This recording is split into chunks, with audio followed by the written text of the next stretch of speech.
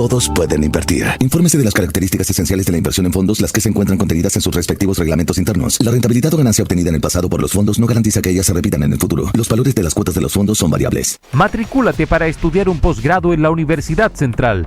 Obtén tu magíster en 1 año y medio de duración con certificaciones intermedias de 3 diplomados. Contamos con un cuerpo académico de excelencia e infraestructura de primer nivel.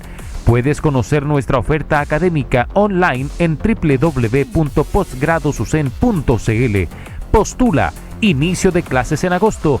Posgrado Susen, para los que buscan avanzar. En el Mostrador Radio continúa Al Pan Pan con Mirna Schindler, la conversación política que buscas para comenzar tu mañana.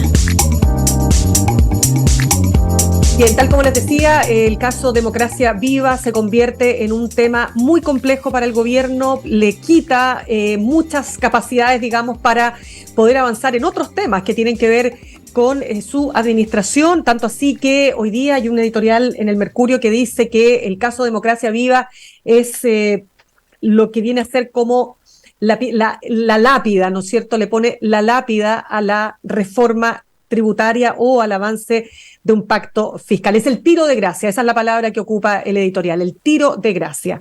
Queremos hablar de este tema entonces con Paula Walker, periodista, exdirectora de comunicaciones en el segundo gobierno de la presidenta Bachelet. Paula, gracias por estar con nosotros esta mañana. Hola, Mina, ¿cómo están? Gusto saludarlos. Gracias por la invitación. No, gracias a ti. Paula, de acuerdo a tu experiencia en varias crisis que te ha tocado, por supuesto, asumir en el cargo que tú ocupaste además en el segundo gobierno de la presidenta Bachelet, ¿es esta, dirías tú, hasta el minuto al menos, la peor crisis que enfrenta el gobierno del presidente Gabriel Boric? O sea, pongamos las cosas... A ver, hay distintos tipos de crisis. Yo diría que la primera crisis grande que enfrenta el gobierno del presidente Boric, por ejemplo, para mí, es esta destrucción tan masiva de infraestructura a propósito de lo que se ha conocido como este terremoto del agua que venimos saliendo, nosotros en Santiago, ¿no? Pero las personas, sobre todo en el sur, muy fuerte. Hay desastres naturales que son muy complejos para los gobiernos, pero luego hay desastres políticos, que el drama de los desastres políticos es que se los crea uno mismo en un punto. Y por lo tanto, para el presidente y para su coalición, para su generación, yo creo que esta es una tragedia, realmente. Es una tragedia que dice relación además con un etos, ¿no? Además, como decía Carlos Ruiz en una entrevista, que golpea el corazón del Frente Amplio, que es, yo no hablaría de la superioridad moral, sino que hablaría de esa moral que al menos, en palabras de sus propios militantes, ¿no? Venía a reemplazar a otra vieja moral, podríamos hablar, ¿no? No sé si tú lo ves de alguna manera así. Sí, hay una película maravillosa donde el diablo al final dice que su pecado favorito es la vanidad, ¿no?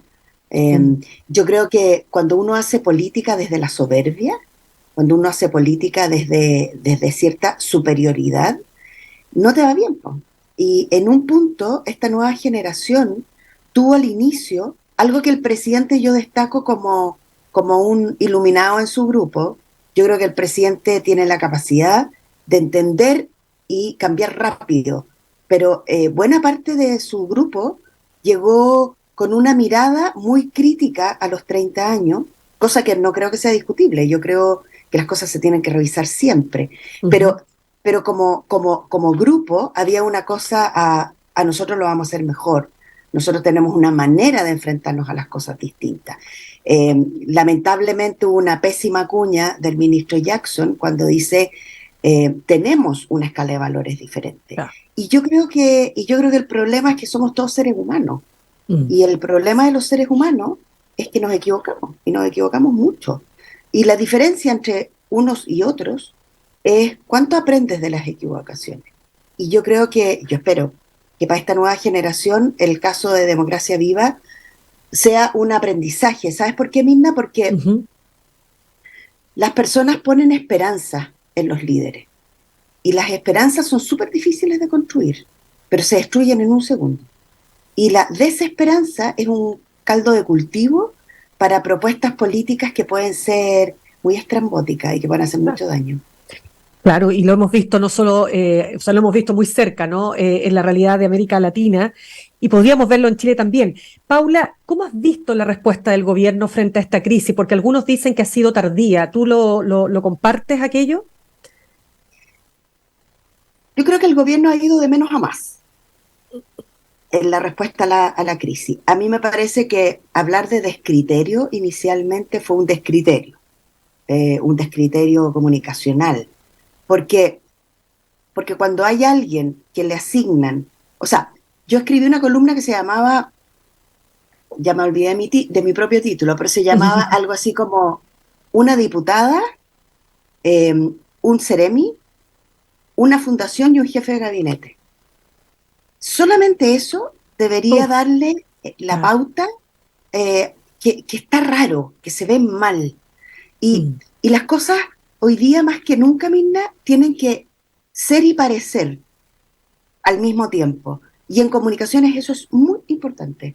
Entonces, si yo me encuentro frente a una situación donde un grupo de amigos de RD que se prestan el departamento, que es el jefe de gabinete, que se juntan todos en una unidad territorial, le pasan a una fundación 426 millones sin, sin haber realizado las obras. Yo tengo una consultora y me dedico a postular a ciertos trabajos, como se postulan muchas consultoras. La cantidad de requisitos, Mirna, que uno tiene que pasar para ganarse una mm. licitación son enormes, enormes, y por infinitamente menos cantidad de plata que esa.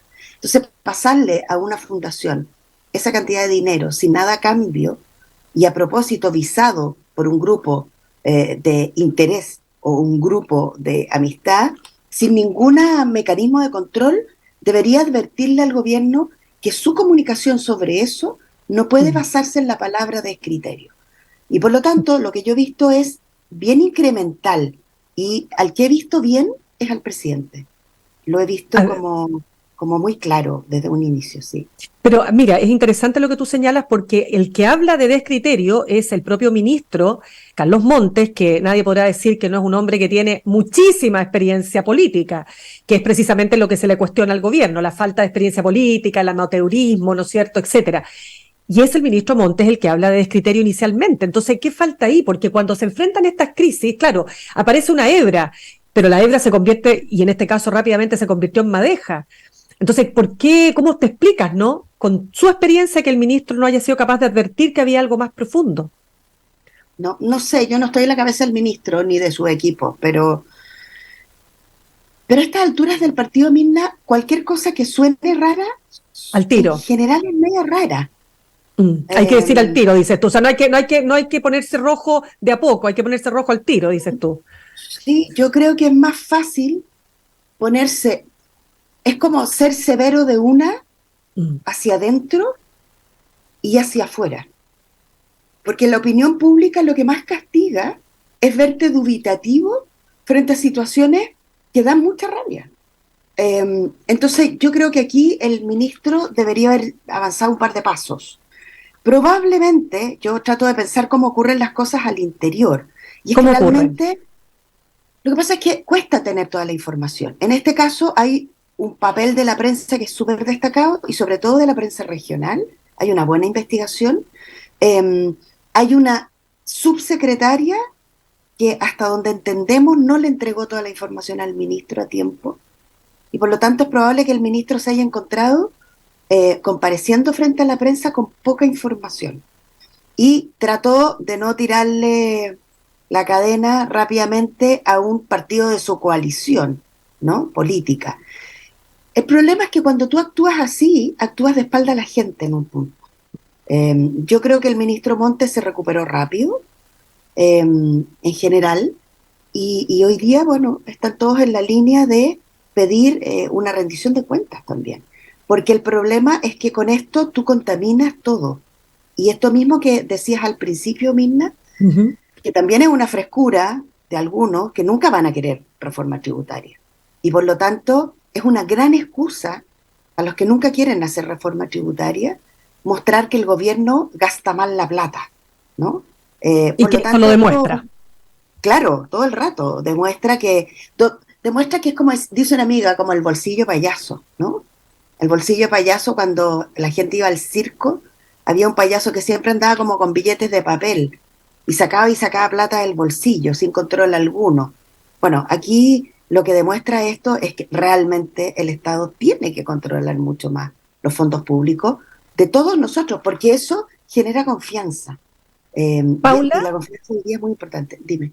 claro, pero te quiero preguntar para seguir en el tema de lo estrictamente político y después vamos a los efectos que esto Sí. tiene para adelante, ¿no? Pero la salida de la subsecretaria, que en palabras de la vocera de gobierno decía, hemos hecho un gesto político importante, o sea, hemos tomado decisiones políticas que dan cuenta de que no vamos a aceptar y no vamos a tolerar, evidentemente, no estos hechos, pero basta, falta, ¿y qué es lo que falta? Si es que algo falta, ¿no? Sí. O sea, a mí me parece que es evidente que había que pedirle la renuncia a la subsecretaria. O sea, y en este sentido, Mirna, siempre existen como los tapones, ¿no? Los tapones que van saltando a medida que va avanzando una crisis. Realmente el primero en salir fue el Ceremi. Ceremi que determinó que todo esto ocurriera y él es la autoridad del ministro en el territorio. Segundo, saltó la Ceremi. A mí, La no sé, subsecretaria. No, perdón, la subsecretaria. perdona, después saltó, no, Daniel Andrade, que era además, recordemos, asesor, aparte de ser Pero el no es jefe. autoridad, él no es autoridad. Tienes razón, exacto. Y Él no es después la autoridad. subsecretaria. Si uno piensa en la línea de autoridades, está el territorio y luego salta al ministerio. Y no sabemos cuánto más hay de esto. No sabemos si esto es un mecanismo, por ejemplo. Por lo tanto, en el caso del Ministerio de Vivienda, yo lo que le reconozco al ministro Monte, y me parece un diseño interesante, es soportar desde el ministerio y no llevar el tema necesariamente a una vocería permanente en la moneda. Yo creo que el ministro Montes tiene el talante y entiende que él debe administrar esta crisis desde su ministerio técnico. El gran drama es que Vivienda es un lugar que está lleno de historias terribles, de historias de mucho sacrificio de las personas, de juntar 1 millón, 2 millones, 3 millones de pesos con un esfuerzo gigantesco. Y cuando las personas ven esto, genera una rabia infinita, porque alguien decía el otro día y sacaba la cuenta de la cantidad de viviendas básicas, que puede significar 426 millones. Entonces, veamos cómo sigue, veamos cómo se mueve el ministro. El ministro entiende que tiene una espada colgando en la cabeza. Yo creo que eso lo entiende porque es un hombre, como dices tú, con mucha agua bajo el puente. Se le ve muy enojado y se le ve enojado porque esto pasó en su ministerio. Y por lo tanto entiendo que está ya, si ya no está en Iquique, en Antofagasta, está en camino, se va a reunir con el fiscal en la región y yo espero que le pegue un sacudón súper grande a la seremía, porque las seremías se transforman también en botines, Mirna, y eso ha sido en todos los gobiernos. No hay gobierno que no lo haga así, ¿no? Que hay una cosa que nos lleva al otro tema, que es la carrera funcionaria. Tenemos que cada 4 años sacar a todo el mundo de todas partes y entregarle todos esos cargos a los partidos y a los amigos y a las amigas de los gobiernos. Esa es una pregunta súper legítima. Absolutamente, que se pone de relevancia. ¿Perdón? No, y que se pone de relevancia precisamente en estas horas, ¿no? Cuando tú dices, bueno, ¿hasta qué punto, no es cierto?, tenemos que favorecer al funcionario que ejecuta la tarea del Estado, ¿verdad?, por su función como servidor público, más que por pertenecer a un partido, más que porque tienes que generar los distintos equilibrios y balances, ¿no?, entre partidos para repartirse los cargos de poder, que al final del día son como los cargos, es como repartirse los puestos de trabajo, y que es súper mal visto además por la ciudadanía.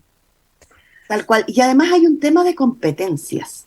Uno espera realmente que las personas que están en determinados espacios sepan lo que están haciendo. Y uno espera que al saber lo que están haciendo, sepan que cuando tú le das 426 millones a una fundación, tú esperas que esos 426 millones se vean rápido, que ocurran las soluciones rápidas, porque es verdad que el Estado necesita a las fundaciones y a las entidades públicas, o sea, privadas, para tener una llegada más fina a los territorios. el Estado es como un barco muy grande que llega, que lleva mucha carga, que lleva mucha ayuda, que puede navegar muchas horas, pero que no entra a todos los puertos y a todas las caletas, porque es demasiado, es un animal muy grandote. Entonces, cuando se juntan con el Techo para Chile, llegan más. Cuando se juntan con el Hogar de Cristo, llegan más. Cuando se juntan con otras fundaciones con larga trayectoria, Trabajo para un Hermano, pienso en esas que son las que conozco y se me vienen a la cabeza rápido. Pero cuando eliges una fundación que tiene 3 meses de vida y que está formada por puras personas que tú conoces, efectivamente lo que estás haciendo no es un descriterio. Tú le estás entregando plata y estás cometiendo una falta, y es una falta que probablemente tenga aspectos penales. Yo no soy abogada y eso le corresponde a la justicia. Pero a una persona que tiene carrete político, repasar en una reunión de emergencia todos estos datos debería darte luz para entender que estamos frente a un problema mayor, ¿no? Sí, Paula, se ha hablado, no solo lo ha dicho José Antonio Kast, lo ha dicho el senador Fidel Espinosa, senador socialista, de que este puede convertirse, o es ya a esta altura, el caso cabal del presidente Gabriel Boric. ¿Lo ves tan así? ¿Qué similitudes, qué diferencias hay entre ambas crisis? Sí. Bueno, yo lo que pienso, Mirna, es que las personas se suben por el chorro súper rápido. Y cuando digo esto, lo que quiero decir es que nadie está libre, ningún grupo está libre de que al interior existan problemas de corrupción, de conflicto de interés, eso ocurre en la derecha, en el centro y en la izquierda, por ponerlo en los 3 tercios, ¿no? Y por lo tanto, la diferencia entre una y otra cosa debiera ser permanentemente la capacidad de reaccionar y corregir. En el caso que tú mencionas del caso Cabal, estábamos frente a la actuación de una parte de la familia de la presidenta Bachelet, en este caso del hijo y de la nuera. Y aquí estamos frente a la actuación de un grupo de personas que pertenecen a un partido político, donde una de las personas es una diputada y donde otra persona es una autoridad de gobierno. O sea, estamos con distintos poderes involucrados. Por lo tanto, yo en eso no le encuentro similitud desde el punto de vista de qué representa cada uno, o sea, de cómo ocurre cada cosa. Lo que sí me parece es que estas situaciones son un golpe muy fuerte para el gobierno de turno, porque golpea la confianza. Y en este caso me parece que debieran haber mecanismos que, si están un poco antiguos, como decía alguien por ahí, bueno, es el momento de tener una agenda nueva de probidad. Y todos aquellos que critican, que entiendan que esto les va a pasar en sus partidos, y les ha pasado. Todos los partidos han tenido problemas de probidad. Muchos alcaldes de muchos signos políticos están con problemas de probidad en sus administraciones, o la basura, o las luminarias, o las corporaciones que además son de derecho privado. Por lo tanto, aquí nadie debiera tirar muchas piedras aprovechando el momento político. Yo esperaría más bien un gesto que tiene que ver con que te importa el país. La corrupción ha existido y va a seguir existiendo y va a seguir en el futuro. Gobierne quien gobierne, porque eso no se extirpa, porque las personas no tienen un carabinero metido en la cabeza y aprovechan los espacios que tienen. Lo que debiéramos hacer como fuerzas políticas es más bien unirse en torno a una agenda de probidad que salve la plata de la fe pública en esto. Claro, ahora, dicho todo aquello, Paula, y recordando también lo que fue el caso Cabal, ¿no? Cómo afectó a la presidenta en su moral. O sea, la presidenta, es más, se aísla en un momento que duró mucho tiempo, ¿no? Ese aislamiento donde ella ya no aparecía públicamente. Sabemos cuántos efectos tuvo también en la administración. Y quiero preguntarte si en lo que respecta a este gobierno, ¿hasta qué punto va a debilitar a esta administración en las tareas que quedan todavía por delante, si estamos recién en el segundo año, ¿no? ¿Cuánto va a afectar a la gestión? Sí. Sí, solamente déjame hacer una por supuesto ahí, Mirna. Por supuesto. Para la presidenta esto fue súper doloroso, pero no hubo un solo día en que la presidenta de la República no llegara a trabajar, no se presentara y no compareciera frente a la prensa en distintas actividades todos los días, desde que pasó el caso Cabal. ¿Por qué digo esto? Porque para ella ese tiempo fue súper difícil, pero ella nunca abandonó sus deberes como presidenta de la República. Y eso es algo que a mí me parece importante, solamente decir que, independiente del dolor, que para ella fue gigantesco, de la situación familiar que esto significó, ella siguió con sus deberes de presidenta todos los días, actuando con sus pautas políticas y en sus reuniones. Eso por un lado. ¿Y cómo afecta esto al gobierno? Yo creo que esto va a afectar mucho al gobierno. Hay un tema de moral, no de moral, de ánimo. Los gobiernos pasan por estados de ánimo. Obviamente no se nota probablemente afuera, pero internamente es como el clima laboral. Empieza como una especie de estado anímico negativo, y eso afecta a tus ganas, afecta a tu empeño, afecta las confianzas. Bastará que alguien de la coalición de al lado le pegue un poco más, por ejemplo el senador Figueroa Espinosa. Lo que hace el senador de aprovechar este espacio y de golpear insistentemente, porque él también tiene una rencilla política y a esta altura ya debería superar, porque si no hay que dedicarse a otra cosa. Uno no puede vivir en la vida con una venganza política permanente y pertenecer a la misma coalición política. Nosotros vemos a dos personas que están muy enojadas unas con la otra, que es el senador Espinosa con el ministro Giorgio Jackson. Entonces se mandan mensajes por la prensa y eso solo desangra la coalición. Uno esperaría una cierta madurez de estos dos varones, de que sin golpes y atrás nomás. Pero esto le va, para el gobierno es un problema de ánimo, hay un problema de esperanza también. Yo que llegué a trabajar este gobierno pensando que este gobierno era distinto, eso también afecta a los equipos. Y en ese sentido los liderazgos... Uh-huh. Sí, dale nomás. Dale nomás. En ese sentido los liderazgos tienen doble pega, levantar la tropa interna y por otro lado comunicar hacia afuera que se van a armar los mecanismos necesarios para evitar que estas cosas sigan sucediendo. ¿Qué tendría que hacer el presidente? ¿Qué tendría que hacer el presidente? Porque, por ejemplo, tú hablaste de la agenda de probidad. ¿Sacar con todo la agenda de probidad? De todas maneras. ¿Se acuerda? Bueno, no sé si te acuerdas, pero en el primer gobierno de la presidenta Bachelet se armó la primera agenda de probidad, que era una agenda súper robusta y estábamos frente a unas elecciones. Entonces todo el mundo internamente decía, en este momento vamos a salir, perdonen la expresión coloquial, pero todos a poto pelado a la calle, en plena campaña eleccionaria, y entonces todo el mundo va a saber lo que ganan los ministros, lo que ganan los subsecretarios. En ese momento una de las primeras cosas fue hacer público los salarios del Estado.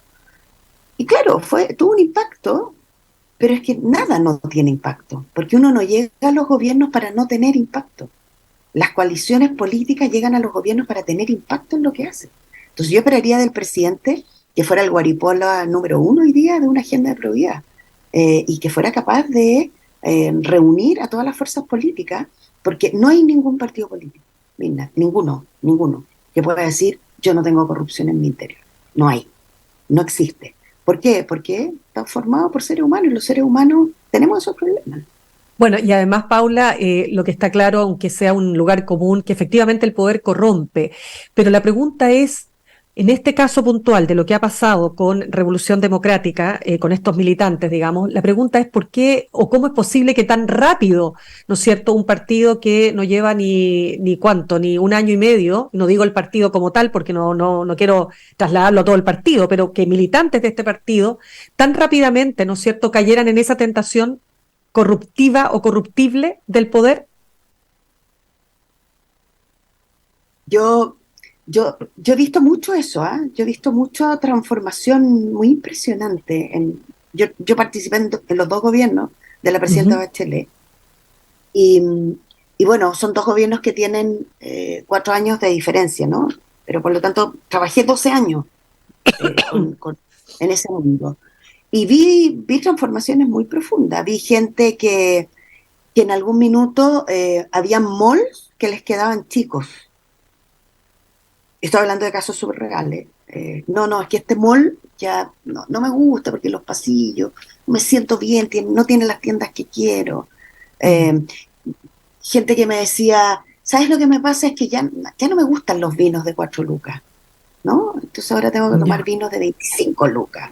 Por decirte 2 ejemplos eso no es corrupción, pero es borrachera de poder.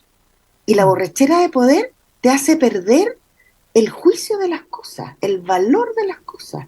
La gente cambia a los niños de colegio, cambian el auto todos los años, cambian de grupo, de amigos o de amigas, se cambian de casa. Y llega un momento en que hay un cierto como exigencias del poder, que si tú no estás bien parado en quién eres, te equivocas, y sientes que ya si ganas 2 millones de pesos, necesitas un contrato por otro lado para ganar 2 millones más, y después necesitas otro contrato, que no está mal ganar plata, pero entonces no la busques en el Estado, búscala en otra parte. Móntate una iniciativa en el mundo privado que te permita ganar más dinero. En el Estado, los sueldos son transparentes para todos los que quiera ver. La gente te dice, pero ¿cómo es posible que un diputado gane no sé cuántos millones? Bueno, los diputados se sacan la mugre trabajando. Unos lo harán mejor, otros lo harán peor. Pero son personas que no pueden además trabajar en nada más. Un ministro o una ministra se saca la mugre trabajando. Vean el despliegue de todos los ministros hoy día en terreno. La ministra de Obras Públicas salió un día y no volvió nunca más a su casa. La ministra López lleva 5 días como perico trepa por Chile. Y bueno, esa es la pega de los funcionarios y las funcionarias públicas. Y por lo tanto, solo pueden trabajar en eso. Entonces, lo que hay aquí, yo creo, es que tú te acercas al poder y el poder tiene muchas prebendas. Y bueno, y si no la entiendes bien y no entiendes tu rol, te pasan estas cosas. Pues sientes, como dijo la diputada el primer día, que esto era un descriterio también político, que era una falta de juicio político.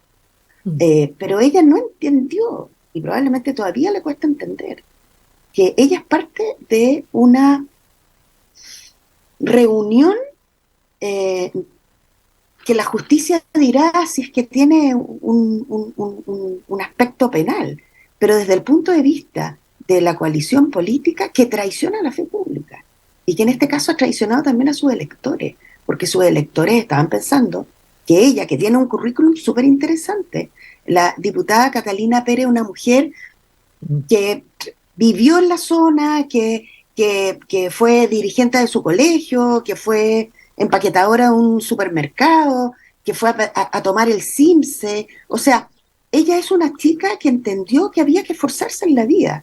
El problema es que de repente tuvo un minuto para tomar una buena decisión y se equivocó en esa decisión. Y eso, veamos qué costo tiene para ella también, desde el punto de vista de su carrera política. La verdad es que, claro, es un proceso que uno podría... A ver, uno, como te decía, va analizando cuáles han sido las salidas que ha tenido el gobierno a través de su ministro, a través de la subsecretaria en su minuto también, pero preguntarte ¿cuál es, dirías tú, no es cierto, el derrotero que se le abre al gobierno ahora? O sea, porque van a salir probablemente otros casos. Muy probablemente van a tener que, y por supuesto van a tener que ser cuestionados y discutidos una serie de otros contratos que se hicieron con fundaciones. Pero, ¿qué es lo que tú ves para adelante? ¿Cómo ves el camino para el gobierno, considerando que estamos en medio de la crisis? Sí. Bueno, yo esperaría que el presidente liderara transformaciones, que acotaran que estas cosas siguieran pasando, no solo en su gobierno, sino en lo que viene después. Por eso a mí me gusta mucho la idea de que él lidere una agenda robusta en el tema de transparencia. Me parecería importante que hiciera acciones y que las liderara él, ¿eh? Me encantaría que hubieran acciones que redujeran la cantidad de cargos que se reparten los gobiernos cuando llegan a la moneda. O sea, que la carrera funcionaria realmente fuera un espacio de desarrollo para un montón de personas. No sé, nuestros hijos o nuestras hijas, por ejemplo, ¿por qué si tienen vocación de carrera pública no pueden permanecer en un espacio independiente del color político de los gobiernos que vayan llegando en niveles de tomas de decisión técnicos? Y los cargos de confianza... Y los cargos de los llamados, claro, ¿qué tan importantes son los cargos de confianza? Porque los gobiernos dicen, yo tengo que estar con personas de mi confianza. Sí, son importantes, Mirna, pero no son masivos. Porque lo que pasa cuando es masivo es que termináis metiendo al amigo del amigo del amigo. Pero que justo se puso a militar en Revolución Democrática o en Convergencia Social o en el Partido Socialista, donde tú quieras. No es solo el partido político el lugar donde uno va a encontrar gente para trabajar en los gobiernos. Eso, que ha sido una promesa de todos y de todas las personas que han pasado por la presidencia, no se cumple. Porque termináis llamando al senador o a la senadora en cuestión y a pituta al 1, 2 o 3. Ese tema a mí me encantaría y creo que sería una oportunidad para el presidente que pudiera trabajarlo. Cosa que el próximo gobierno, en vez de poder instalar 4.000 cargos de confianza, en realidad instale 2.000 cargos de confianza, pero que realmente sean de confianza. Y por lo tanto sean personas con las competencias técnicas, sean personas con las competencias políticas y sean personas con las competencias éticas que el país necesita. Cada día esto se va a poner más complejo, Mirna, porque cada día la comunicación en torno a estos casos es más difícil de comprender. La mitad de las cosas que se dicen son mentiras, pero la otra mitad es verdad. El problema es que cuando tú eres el líder y no eres capaz de distinguir qué cosas hay que castigar y qué cosas hay que transformar, metes todo en el mismo bulto. Yo esperaría del presidente un camino súper anticipado de modernizar y transformar el Estado para que deje de ser el espacio donde cada vez que cambia el gobierno tú llamas a una cantidad de amigos que terminas ni siquiera conociendo, pero que tienen que tener una sigla de un partido para darle un cargo, un trabajo. Y dejas de lado las competencias técnicas y dejas de lado las competencias profesionales. Y dejas de lado un montón de gente que no milita, que comparte tu mirada política, que comparte tus valores, pero que al final no logran hacer una carrera de funcionario público, porque cada vez que hay una elección, los sacan de sus lugares, nadie les asegura una cierta continuidad. Yo creo que eso es un error. Yo creo que hoy día estamos en capacidad de hacerlo, y creo que el presidente lo podría liderar sin problema. Ya pues, Paula Walker, muchísimas gracias por habernos acompañado esta mañana. No, a ustedes. Gracias, Mirna, por llamar. Que te vaya muy bien. Buen día. Chao. Lo mismo, cuídate. Nosotros cerramos nuestro programa de hoy. Los dejo con Fran Castillo. Juntos y revueltos. Nos reencontramos mañana a las 8 en punto aquí en Alpampan, en elmostrador.cl. Que tengan un buen día. Copeuch Inversiones, el sitio donde todos pueden invertir, y Universidad Central, 40 años formando personas, presentaron